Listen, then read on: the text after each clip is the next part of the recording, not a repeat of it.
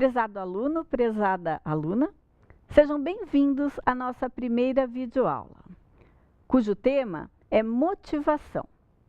Motivação é uma temática muito importante na nossa vida pessoal, na nossa vida profissional, e é sobre isso que a gente vai tratar nesta videoaula. Primeiramente, vamos apresentar os nossos objetivos, que basicamente são dois: apresentar e discutir o conceito de motivação, o que é motivação, do que é que nós estamos falando, e aí na sequência vamos tratar os seus componentes e as principais abordagens teóricas a respeito deste assunto, a respeito deste tema. Primeira coisa que vamos fazer é assistir a um vídeo sobre este assunto para vocês começarem a pensar um pouco mais sobre motivação.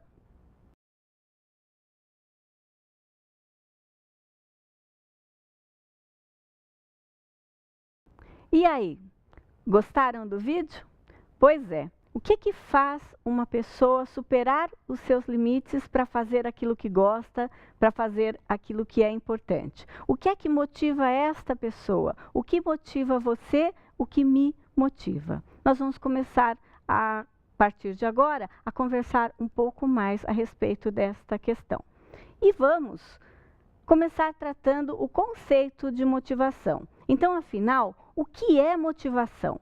A motivação ela é um processo responsável pela intensidade, pela direção e persistência dos esforços que uma pessoa faz para atingir uma determinada meta. Vejam que aqui nós temos três palavras que estão grafadas em vermelho: a palavra intensidade, a palavra direção e a palavra persistência. São palavras muito importantes dentro do conceito de motivação. Então, vamos lembrar sempre que a motivação é um processo que ela está diretamente relacionado ao atingimento de metas, ao atingimento de coisas, de elementos que são importantes para nós, ok? Vamos começar então a tratar a respeito das abordagens teóricas a respeito da motivação.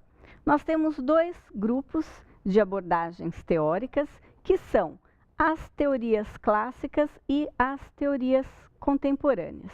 As teorias clássicas, elas foram desenvolvidas em meados dos anos 1950. E elas são muito importantes porque elas nos ajudam a entender e elas fundamentam muitas das teorias contemporâneas a respeito da motivação.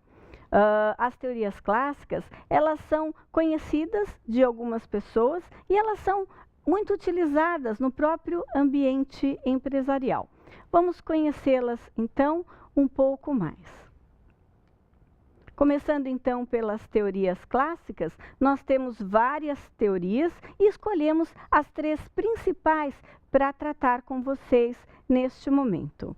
Essas três teorias são teoria da hierarquia de necessidades, a teoria X e teoria Y e a teoria dos dois fatores.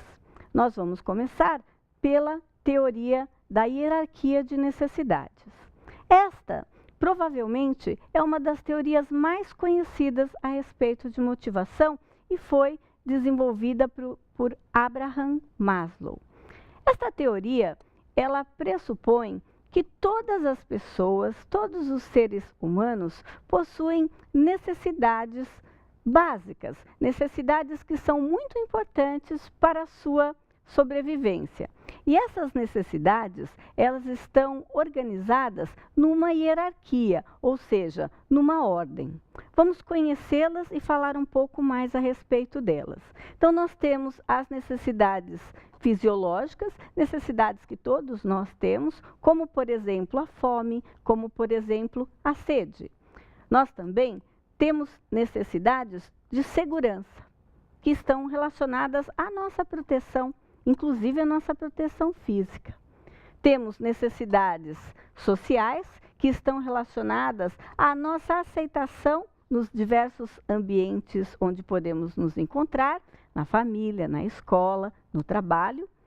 Temos necessidade de estima, Ou seja, é importante para nós que sejamos reconhecidos também nos ambientes onde nos encontramos. Temos necessidades de status, que está relacionada ao reconhecimento positivo daquilo que nós somos e daquilo que nós fazemos. E, por fim, todos nós temos necessidades de autorrealização.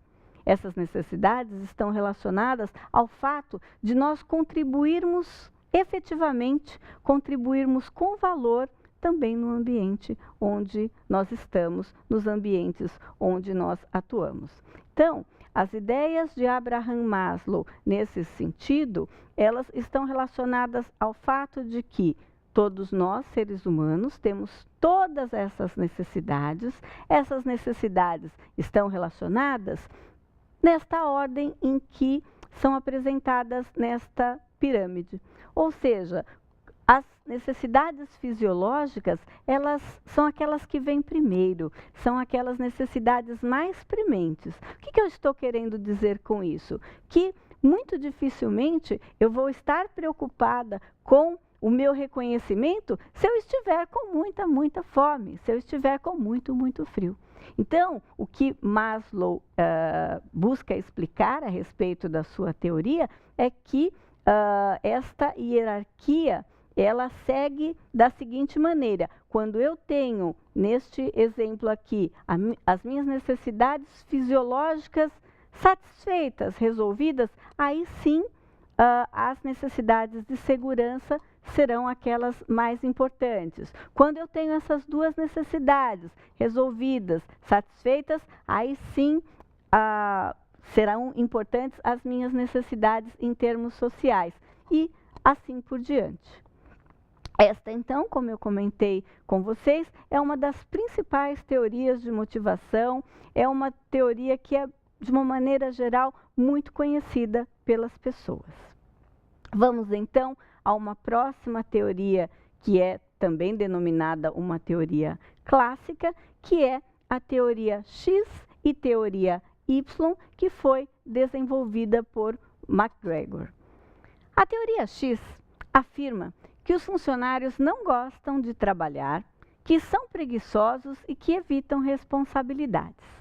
Já a teoria Y afirma que os funcionários gostam de trabalhar, que são criativos e buscam responsabilidades e podem se autodirecionar.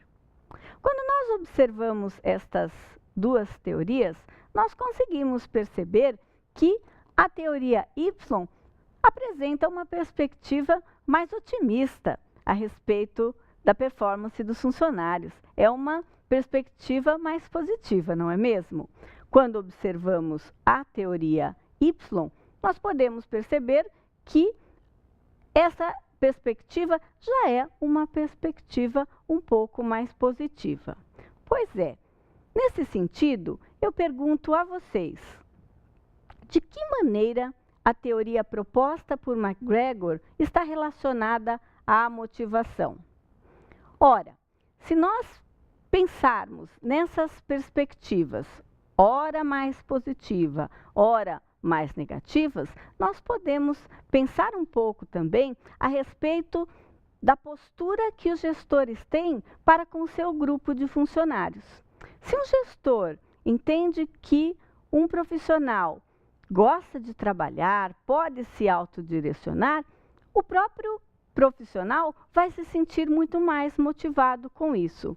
Ao contrário, se o gestor entender que o profissional não gosta de trabalhar, não quer saber de nada, muito provavelmente as suas atitudes, as atitudes deste gestor, poderão não ser muito positivas com relação ao seu funcionário ou ao seu grupo de funcionários.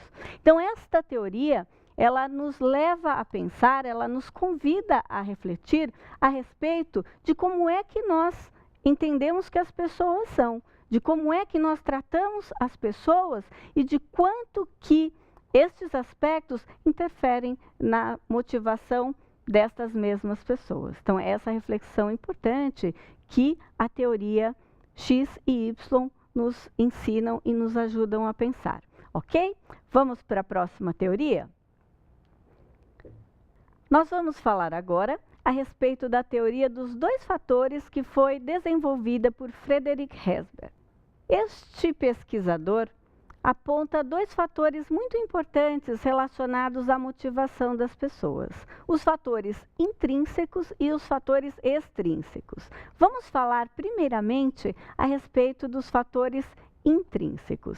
São fatores relacionados à motivação direta dos funcionários, como, por exemplo, o reconhecimento e a atribuição de responsabilidades. Já os fatores extrínsecos, eles estão relacionados à insatisfação.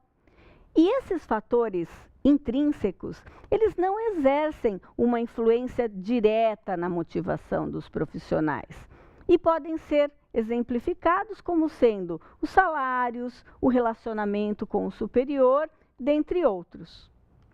Ora, novamente, eu pergunto a vocês, de que forma, como esta teoria pode ser utilizada na prática?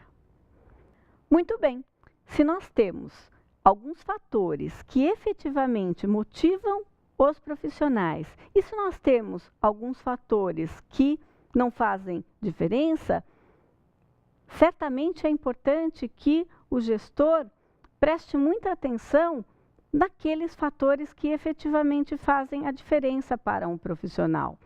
Existe uma questão que nós sempre pensamos e que é uma questão muito polêmica no ambiente de trabalho, que é a respeito da questão salarial. E é uma questão que eu faço a você neste momento. Será que o salário motiva? Salário sempre é um elemento muito importante na nossa vida. Porém, a motivação que a gente acha que o salário tem, ela é uma motivação parcial, é uma motivação temporal. O salário é algo que nós precisamos ter e nós sempre vamos querer ter um salário maior. Então, ter um salário adequado é um aspecto extremamente importante, mas não necessariamente um aspecto motivador. O mesmo se dá com relação a ter uma chefia, ter uma liderança positiva, uma liderança que nos agrada. Ora, isso é muito importante para nós, mas vamos pensar, nenhum de nós vai trabalhar todo dia pensando que estamos indo trabalhar apenas porque temos uma liderança positiva. Ter uma liderança positiva e ter um salário adequado são coisas extremamente importantes e que devem fazer parte de todos os ambientes profissionais. O que essa teoria está nos mostrando, está nos sinalizando, é que a verdadeira motivação, ela é intrínseca, ou seja, ela vem de dentro para fora. Ela está relacionada com elementos que são importantes para nós, enquanto pessoas. São elementos importantes para a nossa vida e que estão relacionados com os nossos valores, com aquilo que nós acreditamos. Ok? Vamos falar agora das teorias contemporâneas sobre motivação. Como o próprio nome diz, são teorias mais recentes desenvolvidas a respeito deste assunto.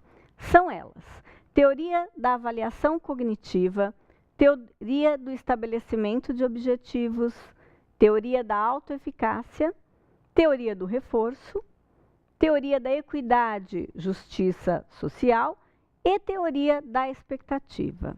É importante mencionar que, como nas teorias clássicas, existem muitas outras teorias contemporâneas. E as teorias que nós selecionamos para apresentar para você neste momento são efetivamente as teorias mais importantes, são as teorias principais e que encontram um eco maior, uma utilização maior no ambiente de trabalho.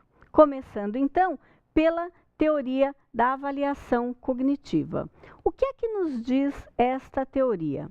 Que destinar recompensas externas a comportamentos que já foram recompensados intrinsecamente tende a diminuir o nível geral da motivação.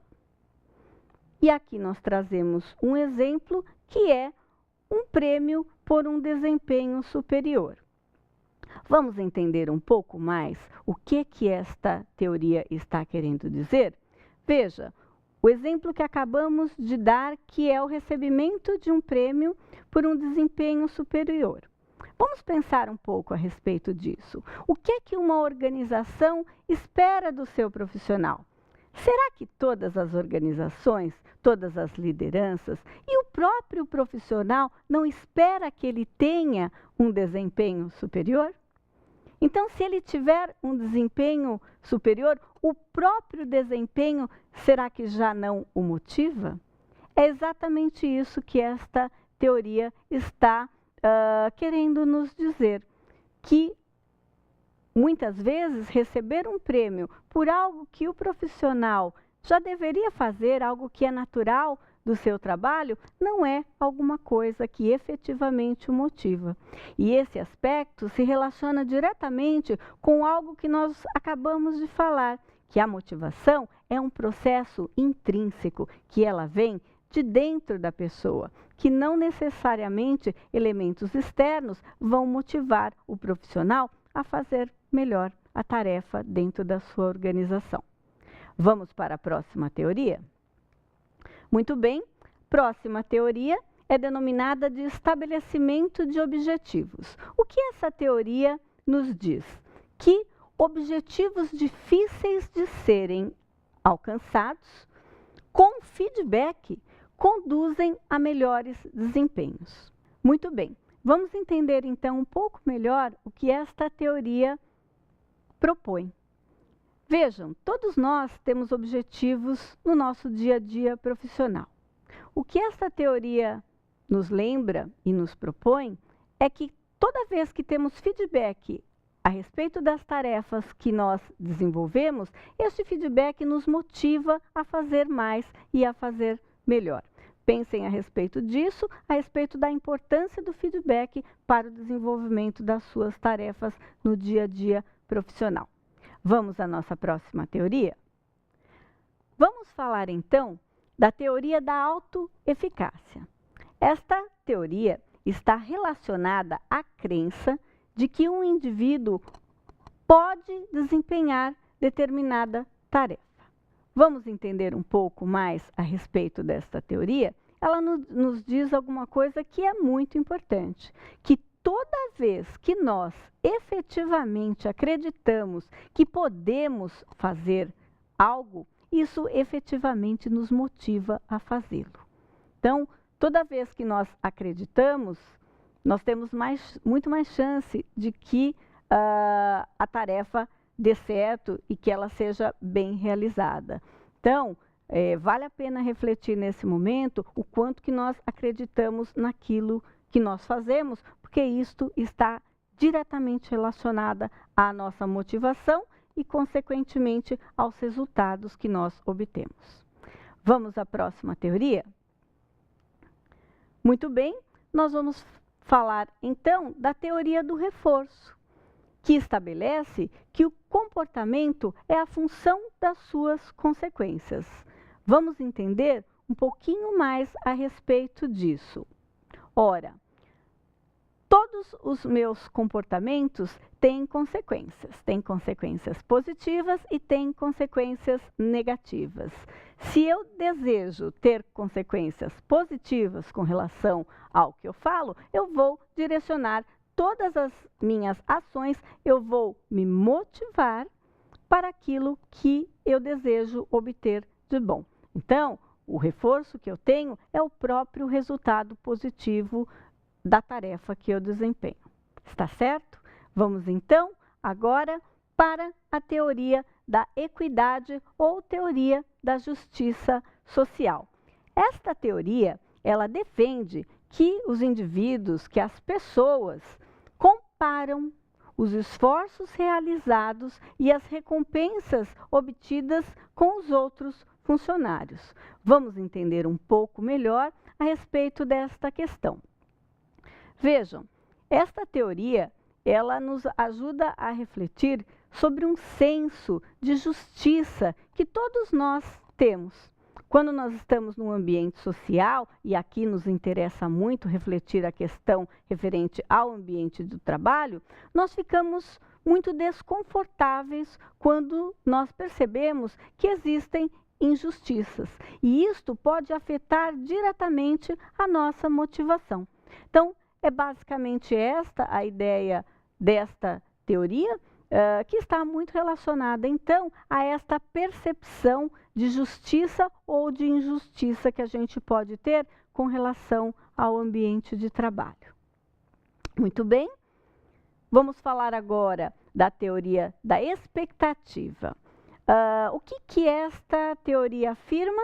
Que a força da tendência para agir de determinada maneira depende da força da expectativa que essa ação trará certo resultado e da atração que este resultado exerce sobre o indivíduo. Acharam um pouco complexo? Vamos entender um pouco melhor o que essa teoria, que é uma teoria muito importante, muito utilizada, muito presente no ambiente de trabalho, nos ensina. Vamos ver aqui então.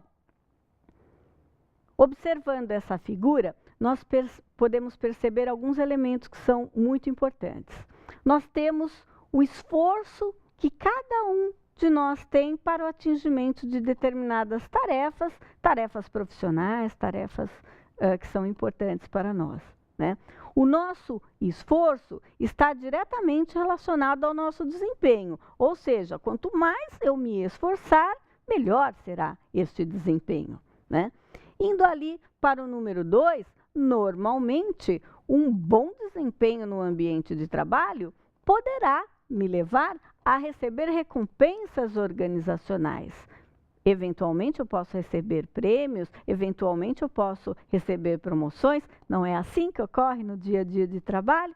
Quem são os profissionais que são promovidos? Quem são os profissionais que recebem algum tipo de recompensa? Aqueles que se esforçam e que conseguem ter um bom desempenho. Aqui, falando de desempenho, estou me referindo efetivamente à performance. Então, querer ter um bom desempenho é uma coisa, a intenção é um aspecto. O que nós estamos falando aqui é efetivamente da prática da ação profissional. Então, quando eu estou falando de desempenho, estou me referindo exatamente a esse aspecto.